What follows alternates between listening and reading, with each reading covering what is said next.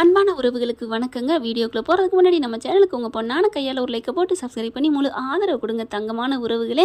இப்போ முத்துவேலு எல்லாரையும் சமாதானப்படுத்துறாரு. ஆனால் இங்கே சக்திவேலு மட்டும் செம்ம காண்டாகிறாரு. ஒரு கண்ணு வையிடா, சொத்து பூரா ஏமாந்துருவோண்டா அப்படிங்கிறாங்க. குமாரும் என்னென்னு நம்ப முடியலைங்க. இங்கிட்ட அரசிக்கிட்ட நல்ல பிள்ளையாகவும் நடந்துக்கிறாரு, இங்கிட்ட அப்பனுக்கு ஏற்ற மாதிரி நடந்துக்கிறாங்க. யார்கிட்ட நடிக்கிறாரு அப்படிங்கிறது எனக்கு புரியாத புதிராக இருக்குது. உங்களுக்கு எப்படி இருக்குன்னு கமெண்ட்ஸில் சொல்லிடுங்க ஃப்ரெண்ட்ஸ். நான் சொல்கிறது சரியா இல்லைன்ட்டு. இப்போ அதுலேயும் குமாருக்கு என்ன உடம்புக்கு சரியில்லையா, அப்படி என்னோன்னு இருக்காரு. அவர் அப்படி பைக்கு ஓட்டி அப்படி அவரோட கம்பீர உடல் என்ன ஆச்சுன்னு தெரியல, உடல்நிலை சரியில்லையோ என்னன்னு தெரியல, எனக்கு தோணுது. இப்போ வீட்டில் எல்லாரும் கதிர் கேட்குறாங்க. கதிர் ஏதோ ஒரு அறகுறை குறைய ஒரு சமாதானத்தை சொல்லி விட்றாரு, ஒரு காரணத்தை. சப்ப காரணமாக இருக்குது, நீ என்கிட்ட சொல்லியிருக்கலாமே, அம்மா கிட்ட சொல்லி நான் அனுப்பியிருப்பேன்டா அப்படிங்கிறாங்க. இல்லை அதெல்லாம் திட்டுனாங்க கோயிலில் வச்சு, மாமாவை அம்மாவோட வச்சு வச்சுக்க துப்பு இல்லைன்னு சொல்லி, அதனால தான் நான் அனுப்பி விட்டேன் அப்படி இப்படின்னு ஒரு காரணத்தை சொல்ல. ஆனால் ராஜி மட்டும் நம்பலைங்க. எல்லாரும் சொல்லிட்டு திட்டிட்டு போவாங்க, நீ இப்படி இருப்பேன்னு நான் நம்பலை, நீ இப்படி இருப்பேன்னு நம்பலைன்னு. ஆனால் ராஜி வந்து நிற்பாங்க பார்த்தீங்களா, அவங்க எதுவுமே சொல்ல மாட்டாங்கன்னு நினச்சேன், அதே மாதிரி சொல்லலை. ஆனால் ரூமுக்குள்ளே போய் வச்சு செய்கிறாங்க. ஏன்டா அப்படி பண்ண, எதுக்குடா அப்படி பண்ண, அதெல்லாம் நான் ஒன்றும் பண்ணலையே அப்படின்னு சொல்லி சமாளிக்கிறாருங்க. பார், நீ எப்படிப்பட்டவன், நீ யாரு நான் யாருன்னு எனக்கு தெரியும். ராஜி கரெக்டாக சொல்கிறாங்க. ஐயோயோ இவகிட்ட இருந்தால் ஒன்றும் பண்ண முடியாது, இவ கண்ணை பார்த்தாலே என்னால் பொய் சொல்ல முடியலையே அப்படின்னு வெளியில் போக பார்க்குறாங்க. இங்கே பார், உண்மையை சொல்லு, என்ன நடக்குதுன்னா. ஆனால் சொல்ல மாட்டேங்கிறாங்க. அதே மாதிரி காலையில் எந்திரிக்க போயில ராஜி என்ன பண்ணுது, இவன் எழுப்புறானா என்ன, இவன் என்ன எழுப்புறது, நம்ம போவோம் அப்படின்னு வேகமாக எந்திரிக்க டக்குன்னு கதிர் எந்திரிக்கிறாங்க. என்னை கூப்பிடாம போகிற, ஏன் நான் ஏன் உன்னை கூப்பிடணும், நாளைக்கு என்ன நீயே விரட்டி விட்டாலும் விரட்டி விடுவேன் ஏதாவது ஒரு காரணத்தை சொல்லி, அதனால நானே சுயமாக இருக்கிறதானே கரெக்டு அப்படின்னு சொல்ல. ராஜி என்னை புரிஞ்சுக்கல, நீ என்னை புரிஞ்சுக்கிட்ட மனுஷின்னு நினச்சேன், நீயும் என்னை புரிஞ்சுக்கல. உங்கள் அம்மா உன்னை புரிஞ்சுக்கிறத விட நான் புரிஞ்சுக்க முடியும், 5 பிள்ளையில சொன்னாங்களே பார்த்தியா, நீ ஒருத்தன் தான் கரெக்டாக புரிஞ்ச மனுஷன்னு, அதைத்தாண்ட நானும் நினச்சேன். உண்மையில அதைத்தானங்க நேற்று நானும் சொன்னேன், உண்மையில கதிர் மாதிரி ஒரு பிள்ளை பெத்தா கொடுத்து வைக்கணும்னு சொல்லிட்டு. ஆனால் பார்த்தீங்கன்னா அவரே இன்னைக்கு இப்படி தப்பானோன்னு அம்மாவே சொல்லிருச்சு. நான் ஏமாத்திரம், உன் அம்மாவே இப்படி நம்பாத அளவுக்கு இருந்துருச்சு, இனிமேல் நீ என்கிட்ட பேசாத அப்படி சொல்லிட்டு இவங்க பேண்ட் சட்டையை மாட்டிக்கிட்டு கிளம்புறாங்க. ராஜி நில்லுடி அப்படின்னு சொல்லிட்டு பின்னாடியே வராரு.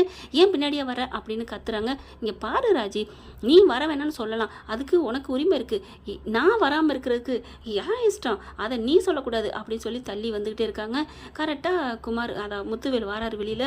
முத்துவேலை பார்த்தோன்னு ஒரு நிமிஷம் நிற்கிறாரு, நின்றுட்டு ஓகேவாங்கிற மாதிரி பார்க்குறாங்க.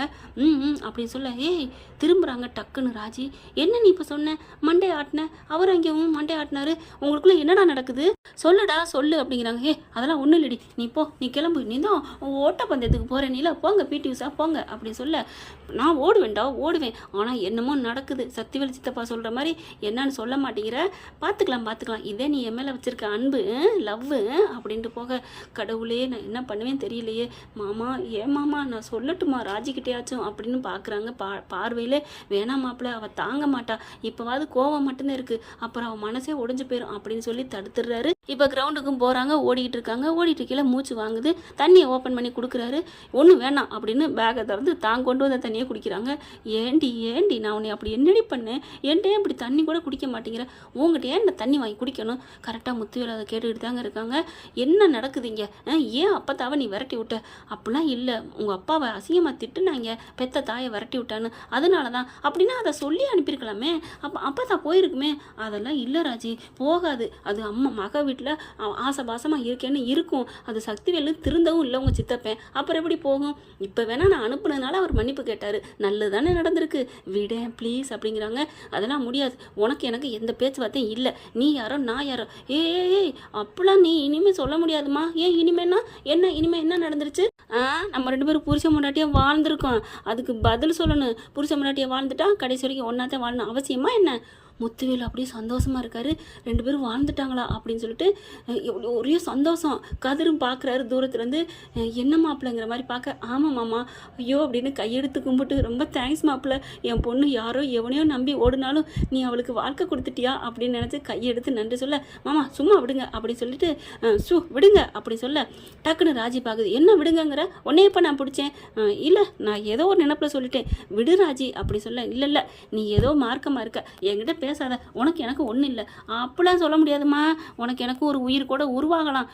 எங்கே உருவாகுது, ஆமாம் கணக்கு பண்ணி பாரு, 1 மாதம் ஆகப்போது நம்ம போயிட்டு வந்து டாக்டர்கிட்ட போய் செக்அப் பண்ணால் கூட நீ உண்டாயிருப்ப, அது வேற இருக்கா, அந்த திமிரில் பேசியா, நாளைக்கே போகிறேன்டா, அப்படியே இருந்தாலும் அது எனக்கு தேவையில்லை அப்படின்னு சொன்ன முத்துவேல் வாயில் கை வைக்கிறாரு. ஐயோ அப்படிங்கிற மாதிரி கதிர் அப்படியே துடிச்சு போகிறாரு. ஏன் ராஜி இப்படிலாம் பேசுகிற அப்படின்ட்டு. ஆமாம், நீ மனசை கொன்னுட்ட, அப்போ பாவம் இல்லையா, நீ அனுப்புனில்ல, இப்போ மட்டும் என்னடா வந்து பேசிக்கிட்டு இருக்க அப்படின்னு சொல்லி தாமதம்னு குதிக்கிறாங்க. ராஜி ப்ளீஸ் ராஜி, நான் சொல்கிறத கேளு, நீ உண்மையை சொல்லாமல் அவங்கள்ட பேச மாட்டேன் போடா அப்படிங்கல மறுபடியும் ரவுண்டு போயிட்டு இருக்காங்க.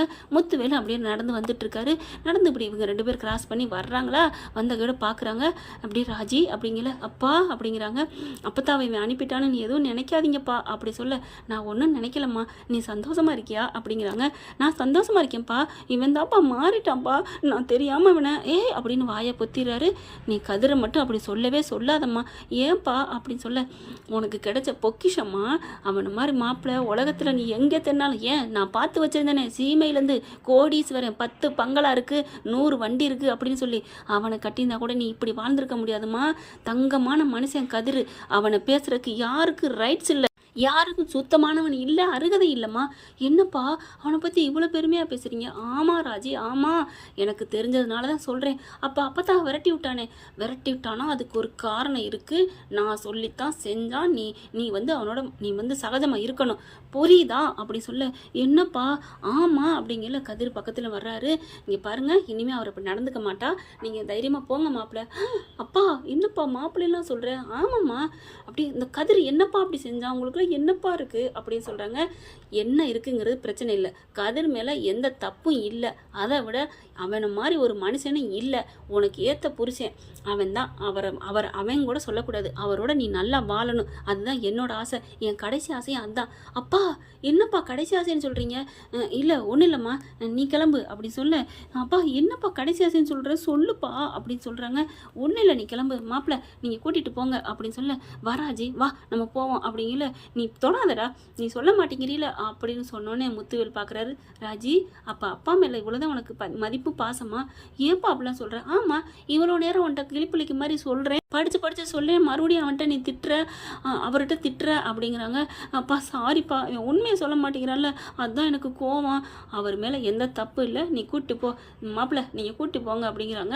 அதுக்கப்புறம் 2 பேரும் போகிறாங்க. அப்பா சொல்லுப்பா, என்னப்பா என்னமோ நடக்குதுப்பா.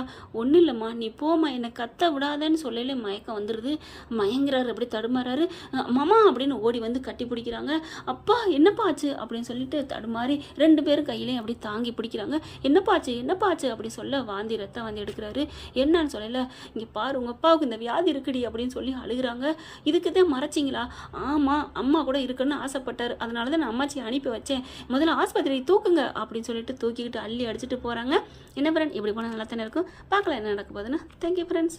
இந்த வீடியோ உங்களுக்கு பிடிச்சிருந்தா தயவு செய்து லைக் பண்ணுங்க. இன்னும் அப்டேட்ஸ்க்காக சேனலை சப்ஸ்கிரைப் பண்ண மறக்காதீங்க. நம்ம கிட்ட இருக்க எல்லா சேனல்ஸோட லேட்டஸ்ட் வீடியோ அப்டேட்ஸ்க்காக மேல ரைட் சைடுல காட்டுற லிங்கை கிளிக் பண்ணி வாட்ஸ்அப் குரூப்ல ஜாயின் பண்ணுங்க. உங்களிடம் விடைபெறுவது நான் உங்கள் மெஹர்.